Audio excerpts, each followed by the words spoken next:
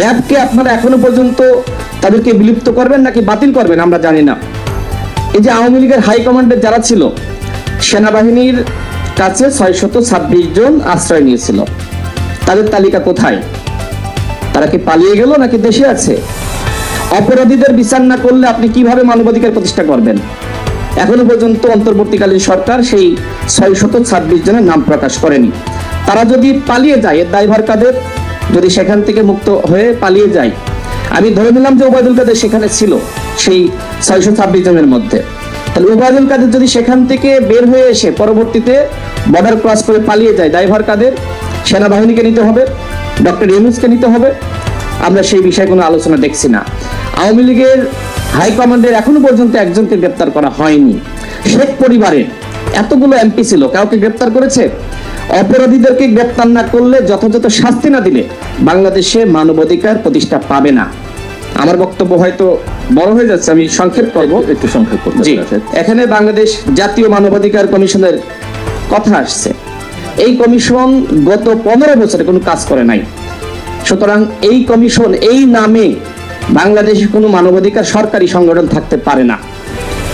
অনতিবিলম্বে এই কমিশন বিলুপ্ত করতে হবে এবং মায়ের ডাকের মতন যারা আছে এতদিন মানবাধিকার নিয়ে কাজ করেছে, তাদের সহযোগিতায়, তাদের পরামর্শে নতুন করে মানবাধিকার কমিশন বাংলাদেশে গঠন করতে হবে।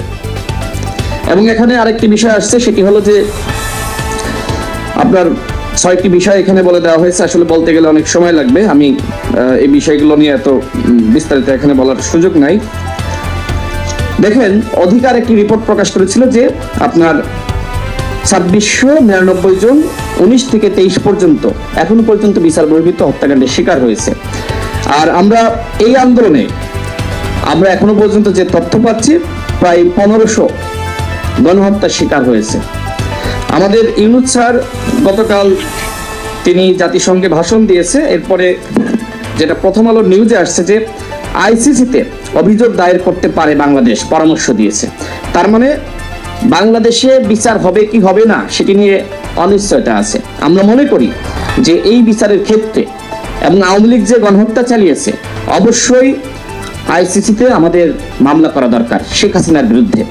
শেখ হাসিনা ভারতে রয়েছে, কিন্তু ষড়যন্ত্র কিন্তু রয়েই গেছে।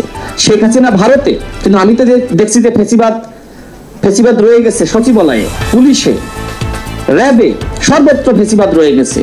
এই ফেসিবাদ রেখে এবং শুধুমাত্র রদ বদল করে আপনি ঢাকার এসপিকে দিচ্ছেন নারায়ণগঞ্জে, এরা তো সবাই অপরাধী। যারা অপরাধের সাথে জড়িত এদের প্রত্যেককে চাকরিচ্যুত করতে হবে। এখনো পর্যন্ত যে কমিশন গঠন করেছে কাজ শুরু করেনি। 3 মাস সময় চাই, 3 মাস পরে আমাদের সাথে বসবে।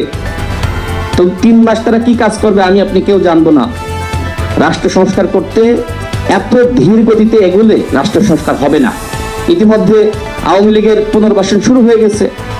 আপনি দেখলেন যে সমকাল পত্রিকায় সংবাদ প্রকাশিত হয়েছে, 64 জেলার মধ্যে 56 জন ডিসি আওয়ামী লীগের তালিকা।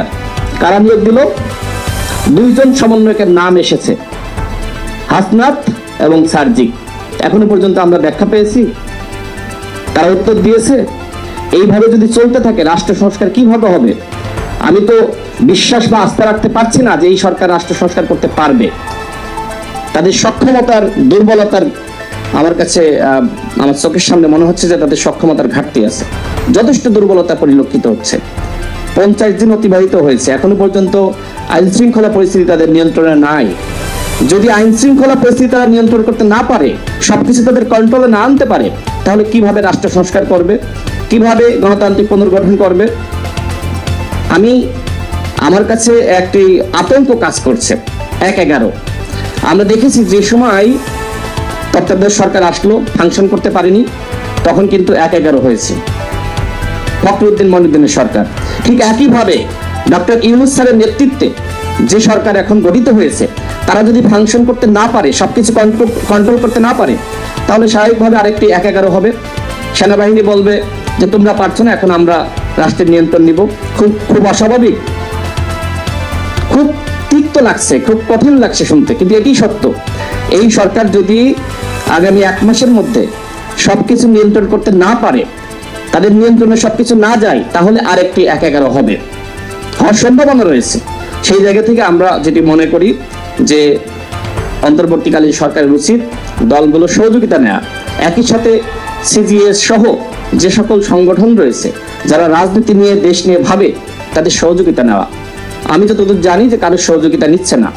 আমাদের প্রফেসর ইউনূস স্যার, যেটি একজন ছাত্র আন্দোলনের নেতা, বলেছেন যে সর্বত্র সব জায়গায় বলছে যে ছাত্ররা আমাদের নিয়োগ দিয়েছে, এমনকি জাতিসংঘ গিয়েও তিনি একই কথা বলেছেন যে ছাত্র জনতার সরকার। কিন্তু রাজনৈতিক দলগুলো পিছন থেকে যে ধরনের ভূমিকা রেখেছে সেই ভূমিকা কোথায়?